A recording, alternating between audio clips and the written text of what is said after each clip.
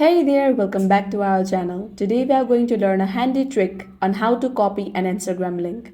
Whether it's a post you want to share with friends or a profile you would like to send to someone, we have got you covered. Let's get started. First, open your Instagram app on your device. If you are not already logged in, make sure to log into your account first. Then find the post or profile you want to copy the link to. For a profile, tap on the three lines in the top right corner of the profile page. A menu will appear. You will see the option Copy Profile URL and tap on it.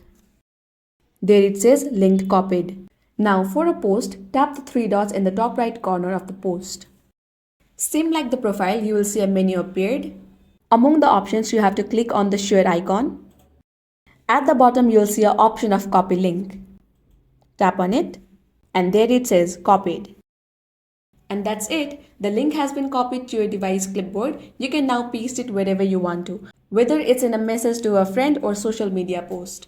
And there you have it. You have learned how to copy an Instagram link. It's a simple but a valuable skill for sharing your favorite post or profile with others.